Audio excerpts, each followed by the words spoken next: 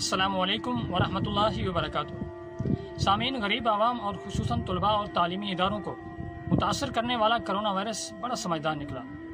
ایک تو یہ کہ وہ ہمارے وطن عزیز میں کسی چور دروازے سے داخل ہوا تھا، اور دوسرا یہ کہ اس کا نشانہ صرف غریب عوام اور ہمارے طلباء اور تعلیمی ادارے رہے، جبکہ ہمارے سرکاری جلسے جلوس، سرکاری اجلاس اور ہماری قومی اسمبلیاں تک اس سے بالکل محفوظ رہیں۔ یہی وجہ ہے کہ 2 دن قبل وزیر اعظم صاحب کا بیان سننے کو ملا، جس میں جناب کے منہ پر نہ تو کوئی ماسک ہے اور نہ ہی ارد گرد بیٹھنے والے کسی ایک ساتھی کے منہ پر ماسک ہو۔ کیا اس کا مطلب یہی مانا جا سکتا ہے کہ کرونا وائرس صرف تعلیمی اداروں کے لیے ہے؟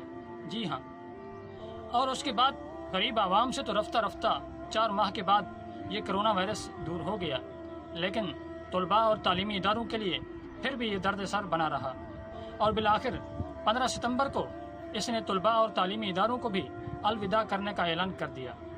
طلباء خوشی خوشی اپنے تعلیمی اداروں کی طرف جانے لگے تاکہ وہ اپنی علم کی پیاس بجھا سکیں اور اپنی علم کی شمع کو حاصل کر سکیں، لیکن انہیں کیا پتا تھا کہ پھر یہ کرونا سمجھدار ہو جائے گا۔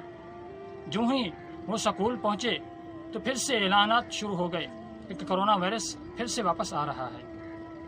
کیا کرونا وائرس صرف تعلیم کے لیے ہے؟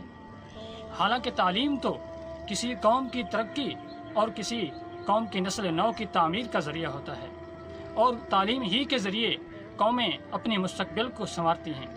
جو قومیں اپنی تعلیم پر کمپرومائز کر لیتی ہیں، وہ قومیں اپنے مستقبل پر بھی کمپرومائز کر لیتی ہیں۔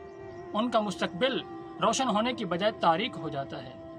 آج اگر ہم دیکھیں تو ہمارے تعلیمی ادارے بند ہیں، تو کیا ہم نہیں سمجھ سکتے کہ ہمارا مستقبل کیسا ہوگا؟